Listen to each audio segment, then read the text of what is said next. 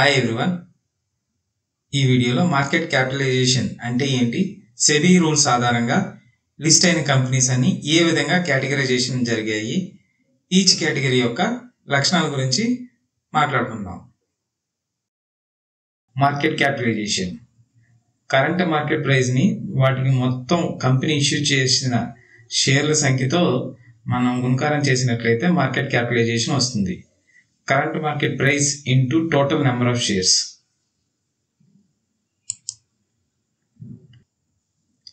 SEBI rules ఆధారంగా list అయిన companies అన్నింటినీ 3 గ్రూపుల కింద విభజించబడింది. Large cap companies, mid cap companies and small cap companies. Large cap companies up to top 100 companies large cap companies అని, mid cap companies up to 101 mid cap companies from 101 to 250.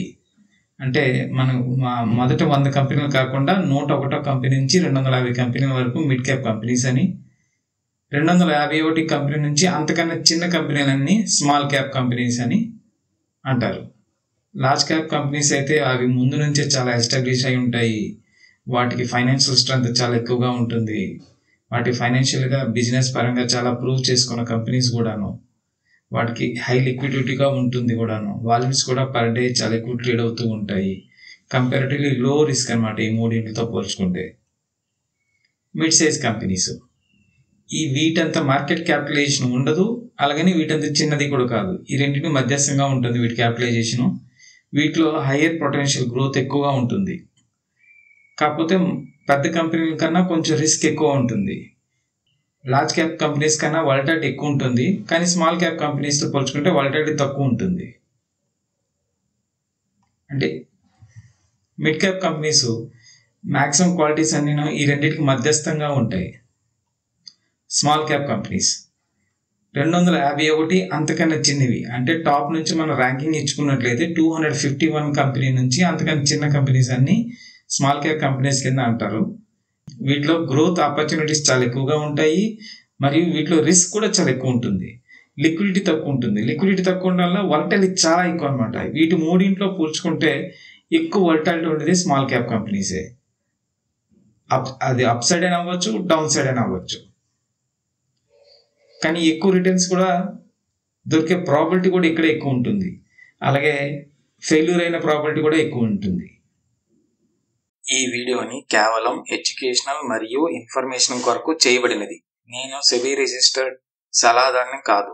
ఈ video ఎటువంటి recommendation గాను, suggestion గాను, tips గాను పరిగణించరాదు. ఇప్పుడు next ఏ companies large cap కింద వస్తున్నాయి, ఏ companies mid cap, ఎక్కడి నుంచి మనం ఈ లిస్ట్ చూడొచ్చు, స్మాల్ క్యాప్ కూడా లిస్ట్ చూడొచ్చు ఎలాగనేది చూద్దాం.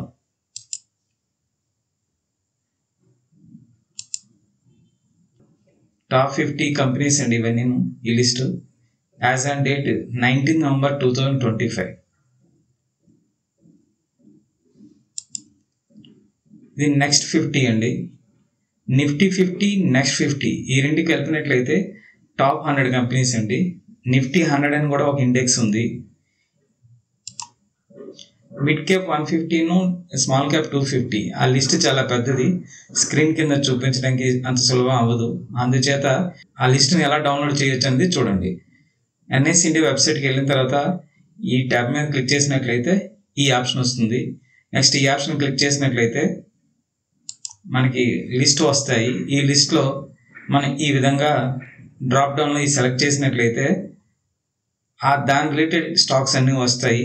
మనం ఇక్కడ డౌన్లోడ్ అని బటన్ క్లిక్ చేస్తే మనకి CSV ఫైల్ ఓపెన్ అవుతుంది. ఇది సేమ్ ఎక్సెల్ ఫైల్ టైప్. ఇది ఓపెన్ చేసి మీరు చూసినట్లయితే మిడ్ క్యాప్ 150లో ఏ కంపెనీలు వస్తాయనే విషయం మనకి సులభంగా అర్థమవుతుంది. స్మాల్ క్యాప్ 250 సేమ్ ప్రొసీజర్ అండి. ఇదే విధంగా ఇది ఏ విధంగా డౌన్లోడ్ అవ్వచ్చు అండి ఇందులో మీరు చూడొచ్చు. అక్కడ డ్రాప్ డౌన్ సెలెక్ట్ చేయొచ్చు, ఇది క్లిక్ చేయవచ్చు. అప్పుడు CSV ఫైల్ ఓపెన్ అవుతుంది. Small cap 250 companies.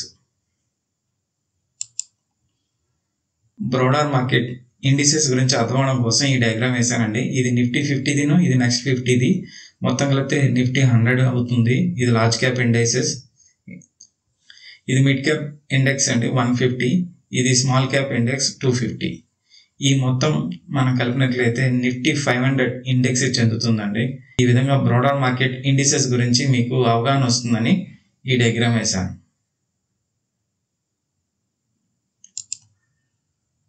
ఇది జనరల్గా లిస్టింగ్ అయిన చిన్న కంపెనీల గురించి మాట్లాడుతున్నానండి. ఈ డయాగ్రామ్ ఏం చెప్తుందంటే ఆ చిన్న కంపెనీ నుంచి వాటి బిజినెస్ పర్ఫార్మెన్స్ అండ్ మరియు కార్పొరేట్ గవర్నెన్స్, వాటి గ్రోత్, ఫైనాన్షియల్ అన్నీ ఎంత బాగుంటే ఆ స్టాకు ఎన్ని స్టేజెస్ ద్వారా ఏ ఇండెక్స్లో వెళ్ళే ప్రాబిలిటీ ఉందనే విషయం మనం అర్థం చేసుకోవచ్చు. లిస్టింగ్ అయింది, అది బిజినెస్ బాగానే ఉంది, ఇంప్రూవ్ అవుతుంది, క్వాలిటీస్ బాగానే ఉన్నాయి, ఎక్స్చేంజ్ రూల్స్ అన్ని పాటిస్తున్నాయి, కార్పొరేట్ గవర్నెన్స్ ఎటువంటి ఇబ్బంది లేదు, నెక్స్ట్ అన్ని బాగానే ఉంటే ఫస్ట్ సెక్టరల్ ఇండెక్స్లోకి యాడ్ అవుతుంది, తర్వాత స్మాల్ క్యాప్లోకి యాడ్ అవుతుంది. ఈ విధంగా దాని జర్నీ ఏమొచ్చి లిస్టింగ్ అప్పటి నుంచి అలాగా గ్రోత్ అన్ని ఫండమెంటల్గా ఇంప్రూవ్ అయ్యి అన్నీ బాగానే ఉంటే నిఫ్టీ 50 వరకు వెళ్ళొచ్చండి. ఈవెన్ దో టాప్ 10లో నిఫ్టీ 50 కూడా వెళ్ళవచ్చండి. ఒకప్పుడు చిన్నగా ఉన్న హెచ్డిఎఫ్సి బ్యాంక్ అవ్వచ్చు, ఇన్ఫోసిస్ అవ్వచ్చు, ఇలాంటి పెద్ద కంపెనీలు ఏమో ఇప్పుడు టాప్ 10లో నిఫ్టీలో ఉన్నాయండి. ఈ వీడియో మీకు నచ్చినట్లయితే లైక్ చేయండి, షేర్ చేయండి, సబ్స్క్రైబ్ చేయండి, బెల్ ప్రెస్ చేయండి. Thank you.